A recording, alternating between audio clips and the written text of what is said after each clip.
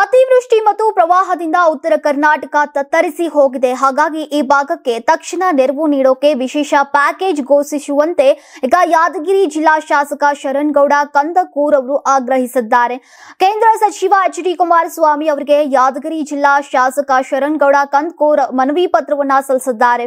ಮನವಿ ಪತ್ರದಲ್ಲಿ ಬರೆದಿದ್ದಾರೆ, ಒಮ್ಮೆ ಬರ ಬಂದ್ರೆ ಮತ್ತೊಮ್ಮೆ ನೆರೆ ಬರುತ್ತೆ. ಹೀಗೆ ಪ್ರಕೃತಿ ಕೋಪ ಉತ್ತರ ಕರ್ನಾಟಕದ ಜಿಲ್ಲೆಗಳನ್ನ ಮತ್ತೆ ನಲುಗುವಂತೆ ಮಾಡಿದೆ. ಕಳೆದ ಕೆಲ ದಿನಗಳಿಂದ ಯಾದಗಿರಿ, ಕಲಬುರಗಿ, ಬೀದರ್, ರಾಯಚೂರು, ವಿಜಯಪುರ, ಬಾಗಲಕೋಟೆ ಸೇರಿದಂತೆ ರಾಜ್ಯದ ವಿವಿಧೆಡೆ ಸುರಿದಂತಹ ಅತಿವೃಷ್ಟಿ ಹಾಗೂ ಮಹಾರಾಷ್ಟ್ರದಲ್ಲಿ ಹೆಚ್ಚಿನ ಮಳೆಯಿಂದಾಗಿ ಭೀಮಾ ನದಿ ಪಾತ್ರಕ್ಕೆ ಹರಿದು ಬಂದಂತಹ ನೀರಿನ ಪ್ರವಾಹದಿಂದಾಗಿ ಭಾರಿ ಅನಾಹುತಗಳು ಸಂಭವಿಸಿವೆ.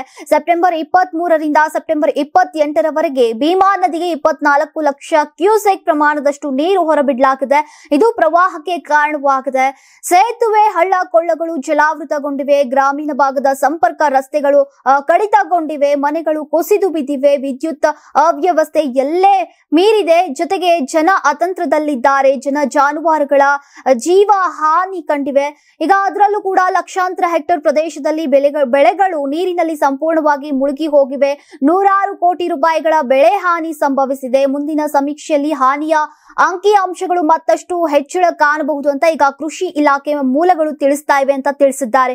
ಈ ಹಿಂದೆ ತಾವು ಕರ್ನಾಟಕದ ಸರ್ಕಾರದ ಮುಖ್ಯಮಂತ್ರಿಗಳಾಗಿದ್ದಂತಹ ಸಂದರ್ಭದಲ್ಲಿ ಇಂತಹ ಸಂದಿಗ್ಧ ಪರಿಸ್ಥಿತಿ ಉಂಟಾದಾಗ ಅಂದಿನ ಕೇಂದ್ರ ಸರ್ಕಾರದ ಮನವೊಲಿಸಿ ರಾಜ್ಯಕ್ಕೆ ಕೋಟ್ಯಾಂತರ ರೂಪಾಯಿಗಳ ನೆರವು ಸಿಗುವಂತೆ ಮಾಡಿದ್ದೀರಿ.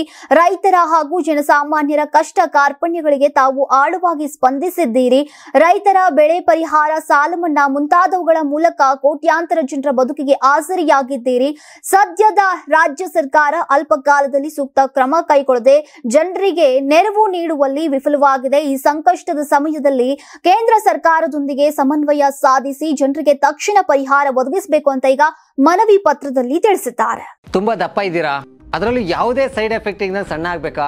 ಎಷ್ಟೋ ಜನ ಹೇಳ್ತಾ ಇದ್ರಿ, ಸರ್ ನಾನು ಜಿಮ್ಗೆ ಹೋಗ್ತಾ ಇದ್ದೀನಿ ಆದ್ರೂ ಸಣ್ಣ ಆಗ್ತಾ ಇಲ್ಲ, ಸರ್ ವರ್ಕೌಟ್ ಮಾಡ್ತಾ ಇದ್ದೀನಿ ಆದ್ರೂ ಸಣ್ಣ ಆಗ್ತಾ ಇಲ್ಲ ಅಂತ ಹೇಳ್ತಾ ಇದ್ರಲ್ಲ. 100% ಯಾವ ಜಿಮ್ಗೂ ಹೋಗ್ದಂಗೆ ವರ್ಕೌಟು ಮಾಡ್ದಂಗೆ ನೀವು ಸಣ್ಣ ಆಗ್ಬೋದು. ಪ್ರತಿದಿನ ಬೆಳಿಗ್ಗೆ ಸಂಜೆ 2 ಟೈಮ್ ನಮ್ಮ ಜೀನಿ ಸ್ಲಿಮ್ ನ ಯೂಸ್ ಮಾಡಿ ಯಾವುದೇ ಸೈಡ್ ಎಫೆಕ್ಟ್ ಇಲ್ದಂಗೆ ನೀವು ಸಣ್ಣ ಆಗ್ತೀರಾ. ಯಾಕೆಂದ್ರೆ ಜೀನಿ ಸ್ಲಿಮ್ ಒಂದು ಉತ್ತಮ ಆಹಾರ. ದೇಹದಲ್ಲಿ ಬ್ಯಾಡ್ ಕೊಲೆಸ್ಟ್ರಾಲ್ ಜಾಸ್ತಿ ಆದಾಗ ಹಾರ್ಟ್ ಅಟ್ಯಾಕ್ ಆಗೋ ಚಾನ್ಸಸ್ ಜಾಸ್ತಿ. ಇತ್ತೀಚೆಗಂತೂ ಸಿಕ್ಕಾಪಟ್ಟೆ ನ್ಯೂಸ್ನ ಕೇಳ್ತಾನೆ ಇದ್ದೀವಿ. ಸೊ ಬ್ಯಾಡ್ ಕೊಲೆಸ್ಟ್ರಾಲ್ನ ಕಮ್ಮಿ ಮಾಡೋದಕ್ಕೆ ಉತ್ತಮವಾದ ಆಹಾರ ತುಂಬ ಇಂಪಾರ್ಟೆಂಟು. ಜೀನಿ ಸ್ಲಿಮ್ ಯೂಸ್ ಮಾಡಿ. ಕರೆಕ್ಟ್, ಜೀನಿ ಸ್ಲಿಮ್ನಲ್ಲಿರುವಂತಹ ಎಷ್ಟೋ ಆಹಾರ ಧಾನ್ಯಗಳು ಕೊಲೆಸ್ಟ್ರಾಲ್ ಲೆವೆಲ್ನ ಕಮ್ಮಿ ಮಾಡೋದಕ್ಕೆ ಹೆಲ್ಪ್ಫುಲ್ ಆಗುತ್ತೆ. ಸೊ ಹೆಲ್ದಿ ಆಗಿರಿ, ಜೀನಿ ಸ್ಲಿಮ್ನ ಯೂಸ್ ಮಾಡಿ.